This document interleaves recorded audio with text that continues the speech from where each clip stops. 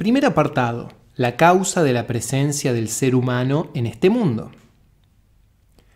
Debes saber, oh lector, que este mundo es solo una de las etapas en el camino de la religión, un lugar de paso para los viajeros que se dirigen a la presencia divina, y que es como un mercado atractivo ubicado en el borde del desierto en el cual los viajeros se aprovisionan antes de emprender el gran viaje hacia el más allá. Este mundo, Dunya, y el más allá, Ájira, representan dos estados. El previo a la muerte y más próximo a ti, al que se llama Dunya, y el que está después de la muerte, al que se llama Ájira. La finalidad de la vida en este mundo es aprovisionarse para el otro mundo. El ser humano es creado, al principio de su creación, como una criatura a la vez débil e incompleta, pero tiene la posibilidad de alcanzar la perfección y de lograr que su corazón realice la forma celestial original, volviéndose así apto para la presencia divina. Este es su paraíso y la finalidad para la cual fue creado. No obstante, él no puede convertirse en una epifanía, es decir, en una manifestación de esa belleza, mientras no se abran sus ojos y pueda percibirla. Pues la clave para el conocimiento de la belleza divina es conocer las maravillas de la obra divina en la creación sensible. Y el primer instrumento para ello son los 5 órganos sensoriales del ser humano. Estos sentidos, a su vez, no habrían sido posibles si este cuerpo no hubiese estado compuesto de tierra y de agua. Tal es, pues, la razón por la cual el ser humano ha caído en el mundo de agua y tierra, para aprovisionarse con los medios que le permitan obtener la gnosis del real, exaltado sea, con la clave del conocimiento de sí mismo y del conocimiento de los horizontes en este mundo captable por los sentidos. En tanto la persona posee estos sentidos y ellos investigan las cosas para él, se dice que está en este mundo. Mas cuando al morir se despide de estos sentidos, perduran en él solo aquellos atributos que son esenciales, y se dice que se ha ido al más allá. Este es el motivo por el cual pasamos por este mundo.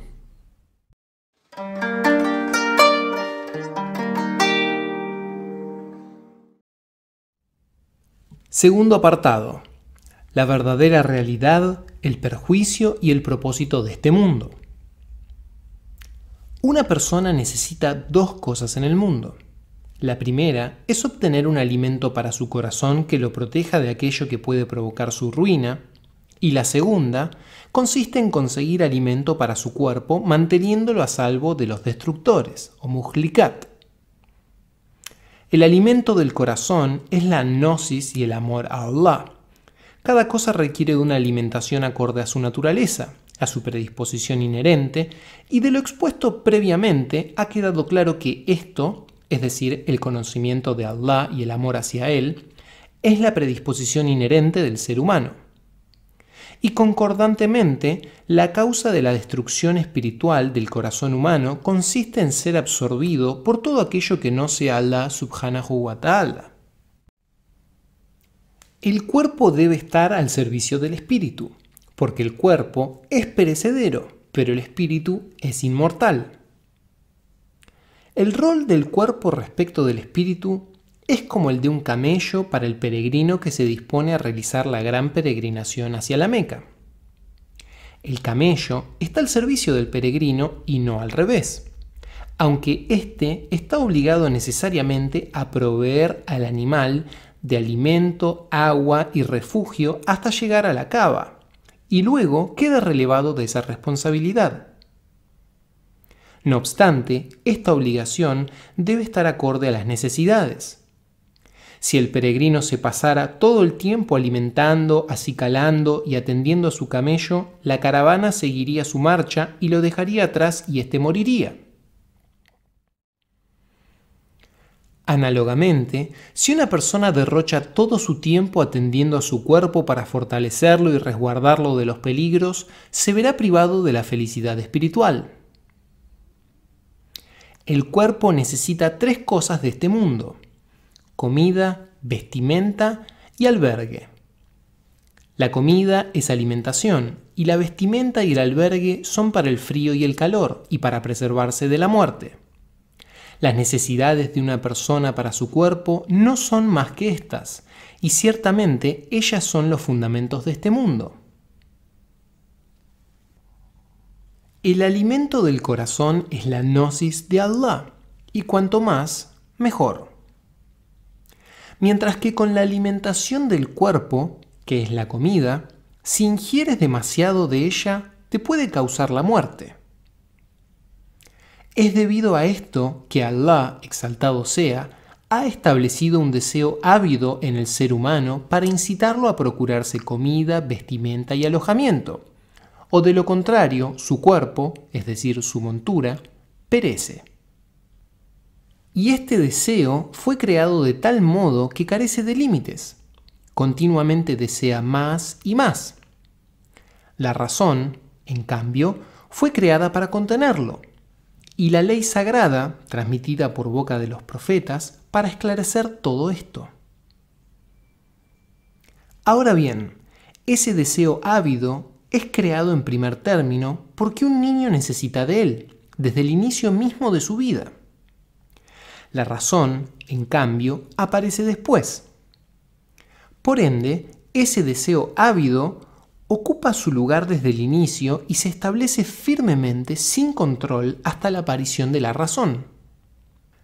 Y de ahí que continuamente se resista a la razón y a la ley sagrada, que aparecen posteriormente para impedirle al ser humano que se ocupe solo en buscar comida, vestimenta y albergue, olvidándose de sí mismo, sin saber para qué necesita alimentarse, cubrirse y resguardarse, y por qué vino a este mundo y sobre todo, para que no olvide nutrir su corazón, pues es esa la provisión para el otro mundo, para el ájira.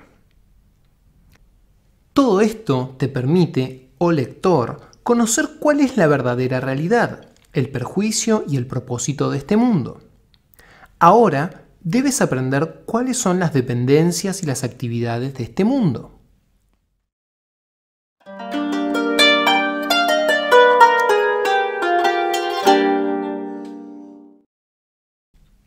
Debes saber, oh lector, que si estudias los detalles del mundo, encontrarás que consta esencialmente de tres cosas. En primer lugar, está lo más noble que se ha creado sobre la faz de la tierra, que son las plantas, los minerales y los animales.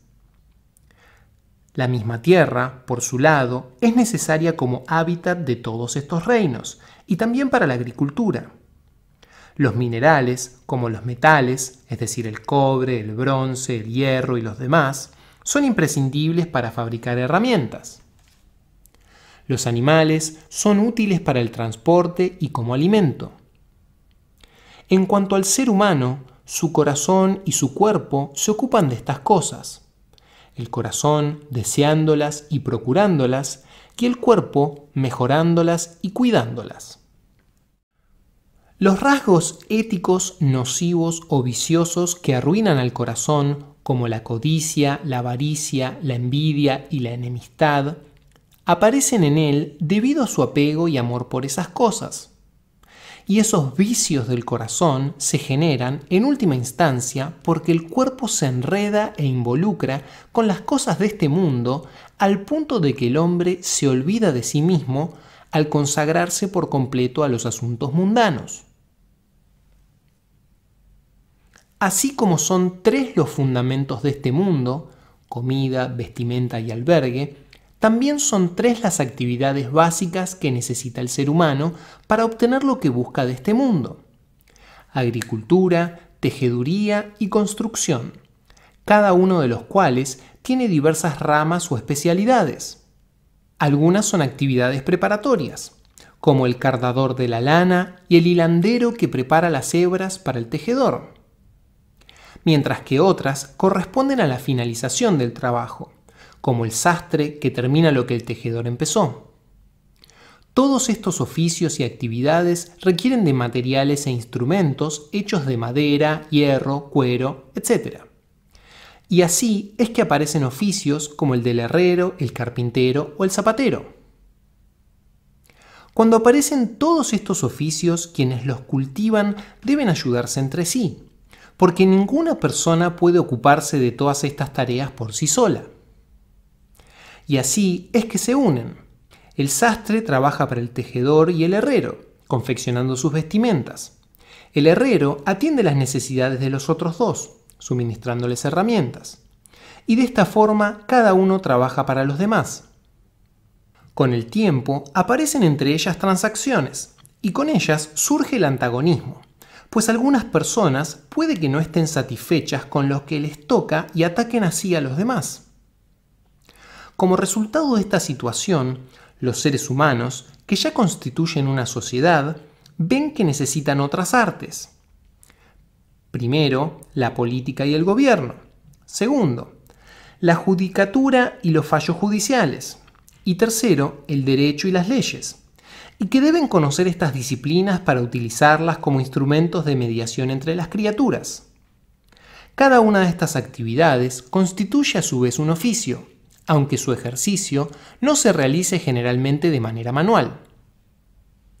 De esta forma, las actividades y profesiones mundanas se multiplican y se encuentran interrelacionadas. La gente se pierde a sí misma en esta maraña, desconociendo que la raíz de todo esto son únicamente tres cosas: comida, vestimenta y albergue.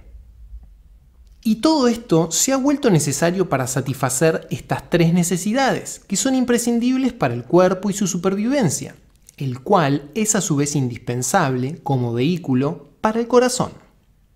Y el corazón, finalmente, es necesario para conocer a Allah. Pero ellos se olvidan a sí mismos y olvidan a Allah, como en el ejemplo del peregrino que se olvida a sí mismo, a la Kaaba y al objetivo de su peregrinación, y se pasa todo el tiempo cuidando de su camello. La verdadera naturaleza del mundo es, pues, esta que acaba de describirse. Quien no está preparado y alerta, con sus ojos bien abiertos y fijos en el objetivo, que es el más allá, no preocupándose por el mundo más que de lo indispensable, no llegará a conocer el dunya en su real dimensión. Y la causa de esto es la ignorancia, pues como dijo el profeta sallallahu alaihi wasallam: احذروا الدنيا فإنها أسحر من هاروت وماروت. Protéjanse del mundo, porque su hechizo es más poderoso que el de Harut y Marut. Los mencionados son dos ángeles que se citan en el Sagrado Corán, los cuales descendieron en Babel, Babilonia, y enseñaron las artes mágicas a los seres humanos, quien después, seducidos por ese poder, se ocuparon en emplearla solo para cuestiones mundanas. El significado del hadiz es que la seducción de este mundo es mayor aún que las artes mágicas que conocían y enseñaron estos dos ángeles. Dado que el mundo es tan cautivante, tenemos el deber de conocer sus artimañas y falsedades, para explicárselas a la gente con ejemplos que muestren cómo actúan. Este es el momento para escuchar alguno de esos ejemplos.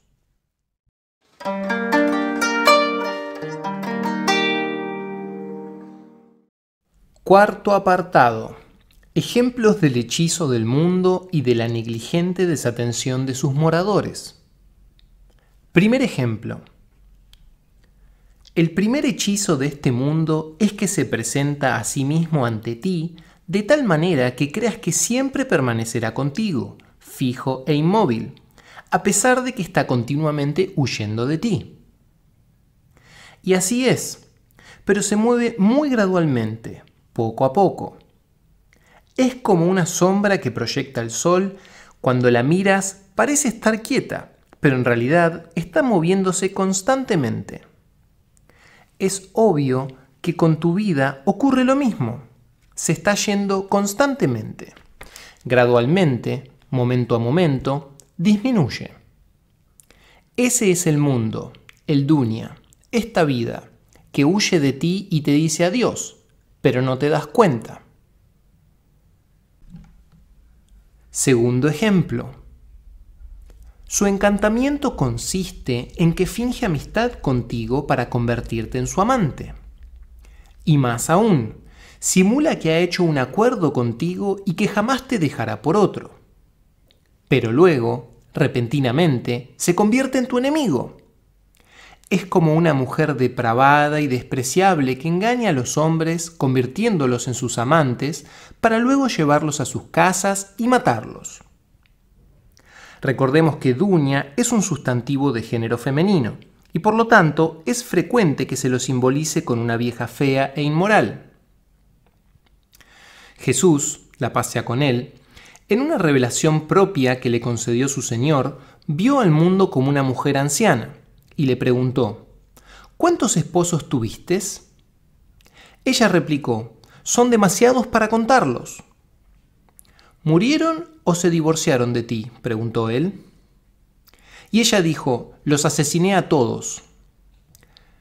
Jesús entonces le contestó: qué extraño lo de esos tontos que viendo lo que habías hecho con los anteriores, igual te desearon sin aprender la lección. Tercer ejemplo. El encantamiento de este mundo es tal que su exterior se presenta bello y atractivo, mientras que las calamidades y sufrimientos que te depara permanecen bien ocultos. La persona ignorante, entonces, ve solo la apariencia externa y termina engañada. El símil de esto es el de una bruja vieja y fea que se cubre con un velo y que se engalana con joyas y las más finas vestimentas. Así, quien la ve a la distancia se siente atraído por ella, pero cuando levanta el velo se arrepiente totalmente al contemplar su verdadera infamia. En las tradiciones islámicas se relata que el mundo será convocado el día de la resurrección con la forma de una vieja fea, desdentada y de ojos verdes. Y ante lo espantoso de su aspecto, la gente dirá: «Nos amparamos en Allah. ¿Qué es esto con semejante desgracia y fealdad?». Y se les responderá: este es el mundo por el cual os peleasteis y os envidiasteis unos a otros, derramando sangre y traicionando los vínculos de parentesco. Esto es lo que os atraía. Y cuando sea arrojado en el infierno, gritará: «Señor, ¿dónde están mis amantes?». Entonces Allah subhanahu wa ta'ala ordenará que sean arrojados al fuego detrás de ella. Cuarto ejemplo. Si una persona tiene en cuenta la cantidad de tiempo que pasó en la preeternidad, es decir, antes de existir en este mundo, y cuánto tiempo más pasará en la eternidad sin fin cuando deje esta vida mundana, y qué pocos son los días que pasa en este mundo entre ambas eternidades, llegará a comprender que la metáfora de esta vida mundana es análoga al camino de un viajero. Al principio del camino está la cuna y al final está la tumba. Entre ambas hay un número limitado de estaciones. Mientras está viajando, cada año es como una estación, cada mes como el recorrido de una legua, cada día como un kilómetro y cada respiración como un paso. A algunas personas les falta recorrer una legua, a otras menos que eso, y a otras más o menos esa distancia. Y esa persona, a la cual le falta solo una legua para llegar al final del camino, se sienta tranquila donde sea, y como si fuera a estar siempre allí, hace arreglos que no necesita para 10 años en el futuro, ignorando que en 2 días estará bajo tierra. Quinto ejemplo.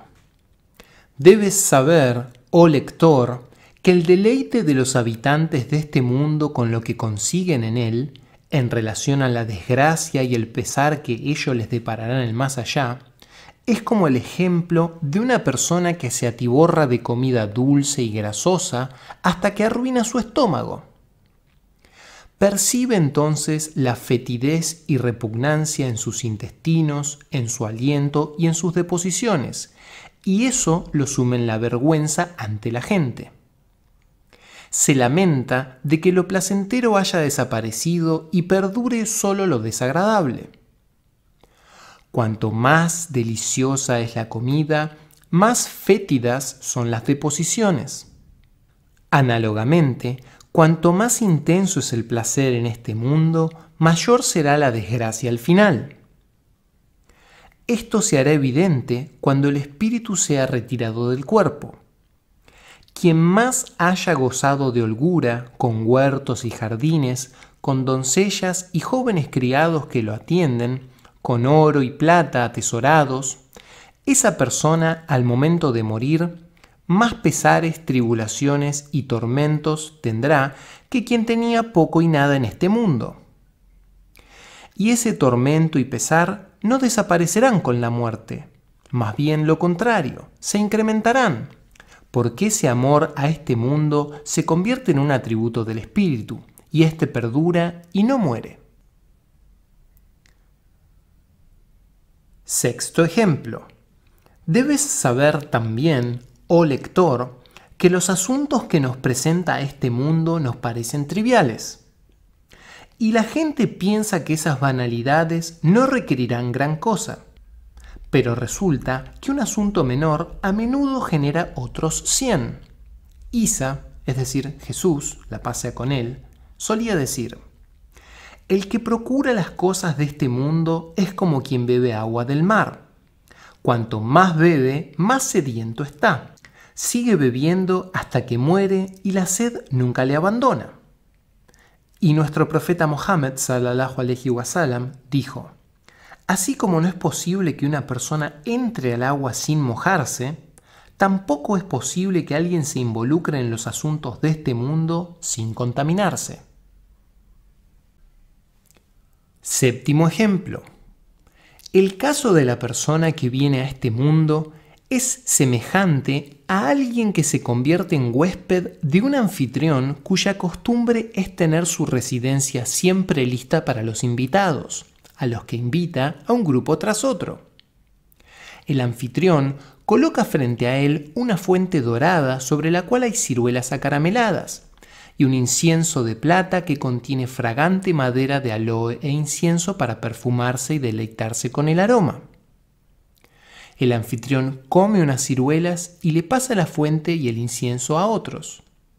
Todos los invitados inteligentes que conocen las normas de buena educación, cuando les llega el turno, huelen el aloe y el incienso, se perfuman, comen algunas ciruelas dulces y luego le pasan la bandeja al siguiente de buen talante, para luego agradecer y retirarse. Pero hay algún tonto que piensa que eso que le ponen por delante es solo para él, y se lo queda. Cuando llega el momento de partir y se lo sacan, se siente desgraciado y protesta. También este mundo es así, como una posada, un lugar en donde paran los viajeros para aprovisionarse para el resto del viaje. Ellos no deben codiciar nada de esa posada, puesto que saben que deben abandonarla para seguir el viaje. Octavo ejemplo. Los habitantes de este mundo que se apegan a las cosas mundanas olvidándose de la otra vida son como los tripulantes de un barco que se detiene momentáneamente en una isla. Ellos desembarcan para satisfacer sus necesidades físicas y purificarse mientras el capitán les advierte: no os retraséis, purificaos rápidamente. El barco partirá en breve. La gente se esparce entonces por la isla. Los más inteligentes se purifican rápidamente y vuelven a la embarcación, y como encuentran el barco vacío, se quedan con los lugares más cómodos. Otro grupo se entretiene con las maravillas que hay en la isla, y se quedan admirando sus hermosas flores, sus pájaros cantores y sus piedras facetadas. Cuando se acuerdan de volver, ya no encuentran lugares libres y se acomodan juntos en algún rincón oscuro en donde sufren por su descuido. Hay otro grupo que no se contenta solamente con mirar. Comienzan a recoger algunas de esas extrañas piedras y hermosas flores y vuelven con ellas al barco. Como ya no encuentran sitios confortables en donde sentarse, terminan apretados unos contra otros, con esas piedras y flores colgando de sus cuellos a modo de collares. Al cabo de unos días, los vivos colores se ennegrecen y el perfume de las flores se vuelve un hedor fétido, y apiñados como están, no encuentran un lugar donde tirarlas. Se arrepienten entonces de lo que hicieron y deben soportar su desgracia pendiendo de sus cuellos. Por último, hay un grupo que, cautivado por el encanto de la isla, deambula por ella despreocupados hasta que están tan lejos del barco que no oyen los llamados del capitán. Finalmente, el barco parte y los abandona en la isla, en donde algunos mueren de hambre y otros atacados por las fieras salvajes. El primer grupo es semejante al de los creyentes frugales, y el último al de los impíos que se olvidan de Allah, de sí mismos y del más allá. Todos se han entregado al mundo. استحبوا الحياة الدنيا على الآخرة. Han preferido la vida mundana al más allá. Los otros dos, los grupos intermedios, representan a los desobedientes que, habiendo conservado la base de la fe, no se han abstenido del mundo. Un grupo gozó de él frugalmente y el otro acumuló riquezas y placeres que finalmente se convirtieron en una pesada carga.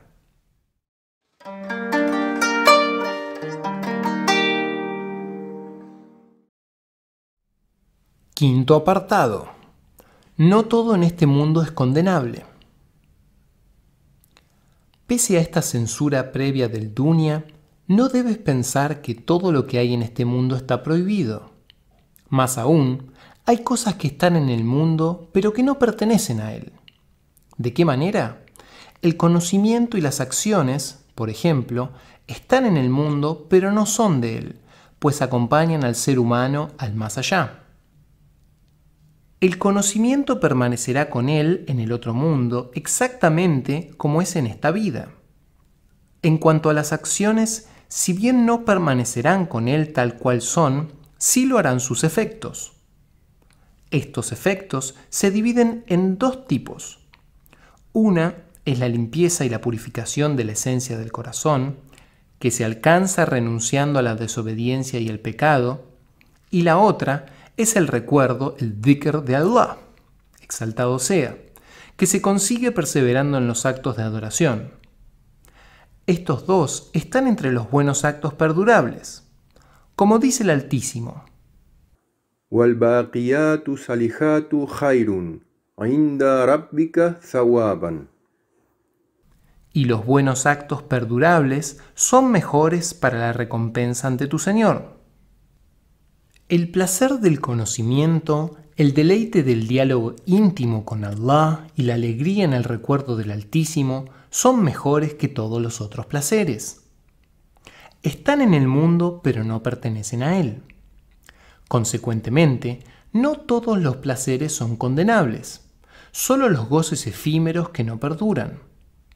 E incluso entre estos últimos no todos son censurables, pues hay dos categorías.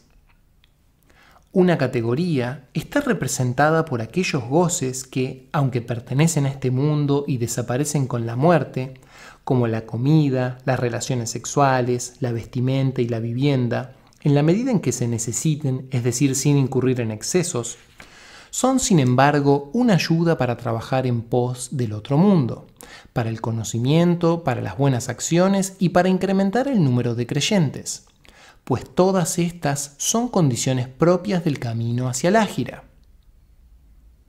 Una persona frugal, que esté satisfecha solamente con esto y cuyo objetivo con ello es prestar ayuda a la religión y a la fe, no puede ser considerada partidaria de lo mundanal.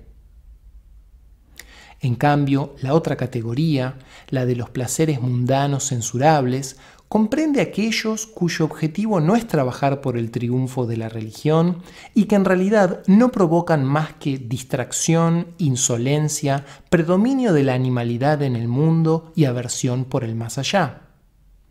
Es por esto que el profeta sallallahu alaihi wasallam dijo: الدنيا ملعونة ملعون ما فيها إلا ذكر الله وما ولاه.